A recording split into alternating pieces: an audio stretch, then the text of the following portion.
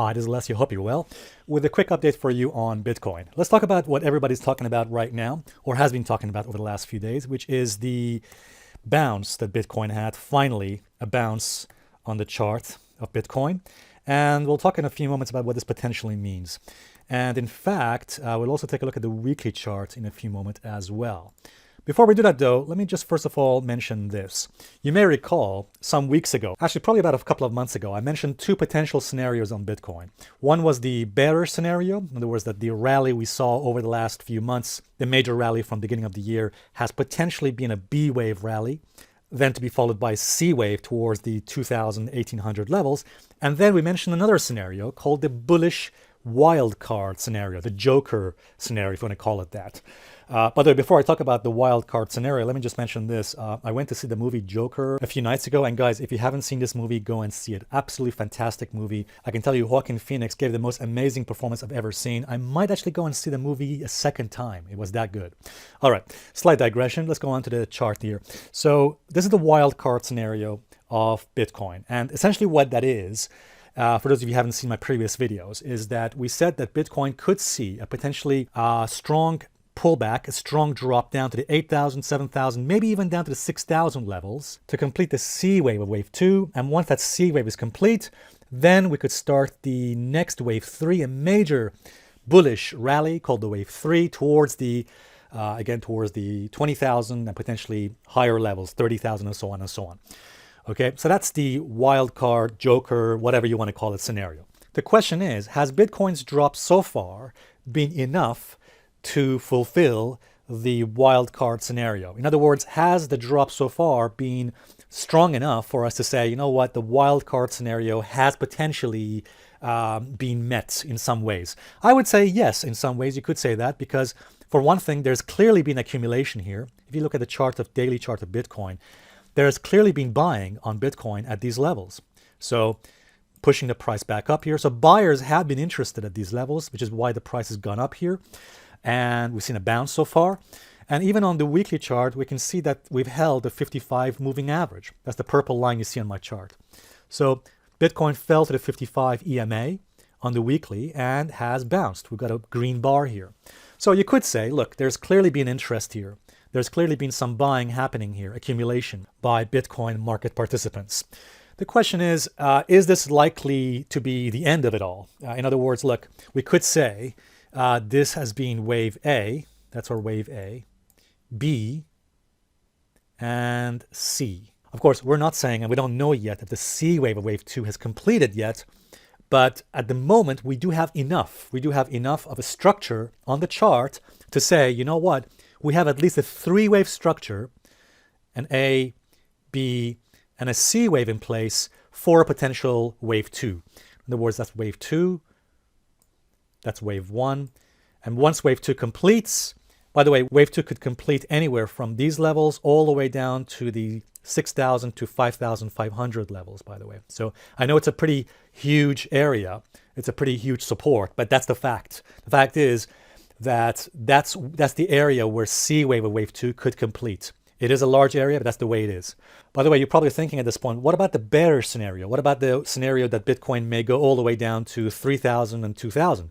Yes, guys, and I made a separate video on this already. If you watch my separate video on that, I explained to you that if Bitcoin falls below 5,000, that is the key level there. If Bitcoin were to fall, and it's a big if it were to fall below 5,000, then we can know with a high degree of probability that we're heading towards the bearish B wave and C wave scenario. In other words, this scenario will then come into effect. At the moment, this scenario, the bearish scenario, carries about a 35 to 40% probability. All right, so it's not evaporated, it's not completely disappeared, no. All we're saying is at the moment, the wildcard scenario has a slightly higher probability. I'd say about 65 to 60% probability. As I'm sure you know by now, all markets and all analysis is based on probabilities, not certainties.